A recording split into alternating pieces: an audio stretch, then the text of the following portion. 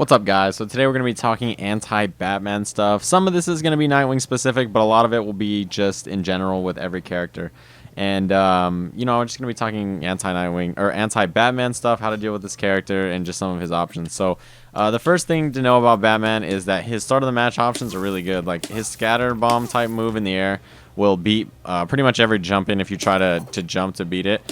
So he can just do that at the start of the match pretty much every time to stuff anything. He has back 2-3. He can activate bats and sort of just walk back, let him go if he wants. He can just double jump away from all that nonsense on the floor. He can jump 2 obviously forward and, kind of blow you up right away. So his options at the start of the match are really good. The one thing that you have to do as a character fighting against Batman is know your options against his jump 2 at the start especially. Like for instance, Nightwing, if he does back 2 at the start of the match and Batman does jump 2, Batman will pass him and then Nightwing can down 1 before he can do anything on the ground, usually, in most situations, right? So it's important to know stuff like that. Like Nightwing's down 2 doesn't really work against Batman's jump 2. Nightwing can also just jump 3 him in the air, but if he does his scatter bomb move, then you get blown up. So you have to keep that in mind.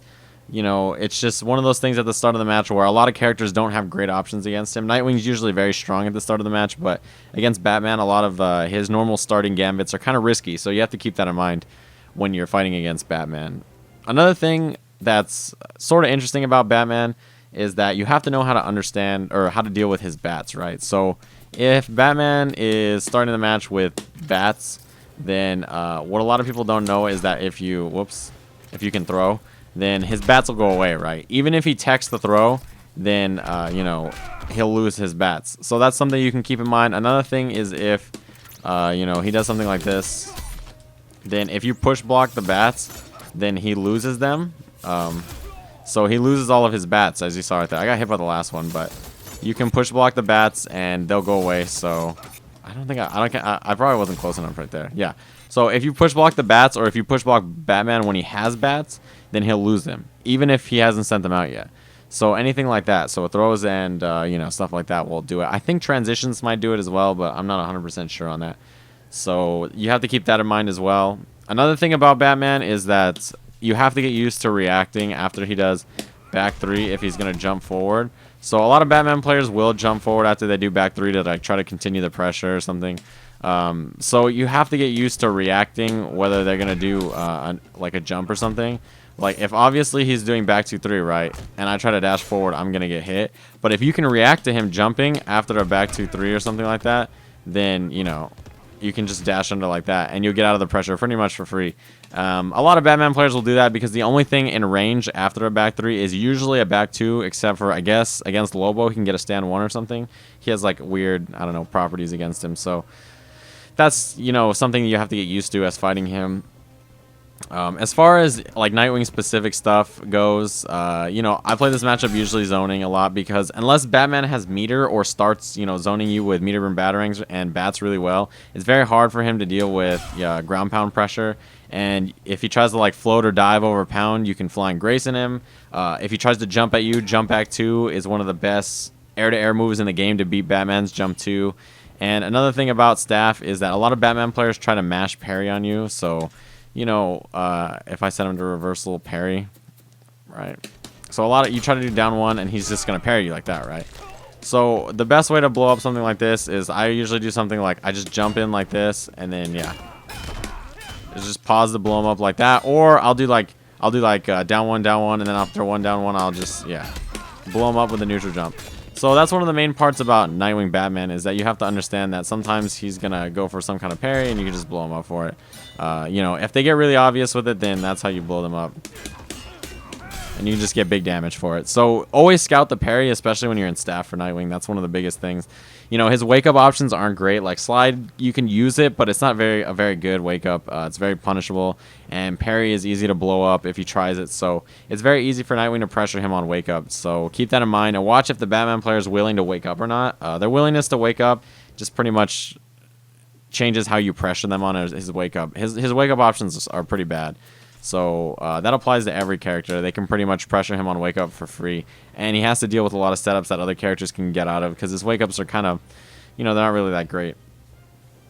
One thing about Batman, though, that I don't see a lot of people doing is learning how to block his mix-ups, right? So I'll just talk through this, right? Batman doesn't really have that many overheads, okay? The only overheads he'll ever hit you with are forward 3, which is really slow, right? You should be able to block that on reaction, that forward 3, right? Back 2-3, which is another thing that's easy to react to. Back 1-1-2, which, you know, that's easy to react to too, and 1-1-3. So every, you know, overhead he has is pretty easy to react to. The problem you have is when he starts doing stuff like this, right? And he does trait cancels into a low, or if he does back 2 into like a low or something like that, you know, that's when it starts getting hard. So you say, how do I block stuff like that, right? Well, the secret of against fighting Batman is anytime he does any kinds of trait cancels, always block low, because the situation resets itself. So if he's doing, you know, 1-1 and you expect the overhead, as soon as you see him do 1-1 trait cancel, you block low, right? Because at that point he has no threat of an overhead.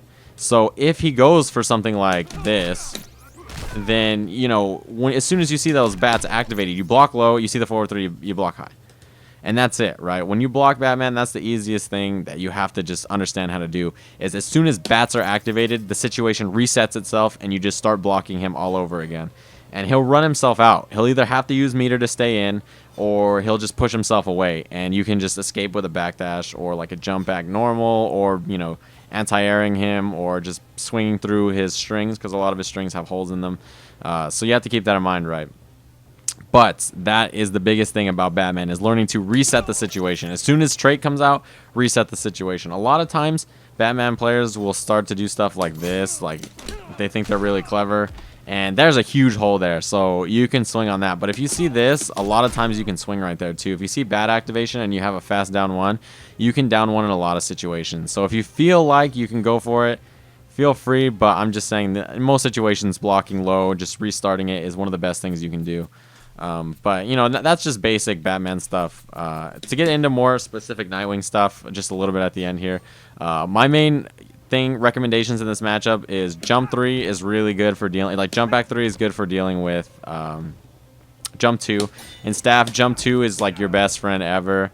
It's very, very good for dealing with Batman's options. Bait the parry. Neutral jumps will blow him up. He has no good normals to get out of it, so you can just neutral jump all the time, bait parry. It's really hard for him to deal with. His backdash is not that great. His wake ups are bad. So your pressure works really well on him. He's got a good hitbox to cross up with flip kick. Everything that you normally want, which is what I think makes this matchup even. The biggest problem you're gonna have is when you get to like full screen and he starts doing stuff with, you know, zoning. He starts zoning you with meter burn projectiles. If you're down in the life lead, you have to just be very careful, try to get in wingdings, and hope you can do, you know, hope you can be all right. If you're full screen and he's zoning you and you're in staff, you have to switch back into Eskrima and try to force him to run out of meter or something like that. So hopefully you guys enjoyed this video, and it's just some basic Batman stuff. Let me know who you guys want to see next, and I'll see you guys again soon.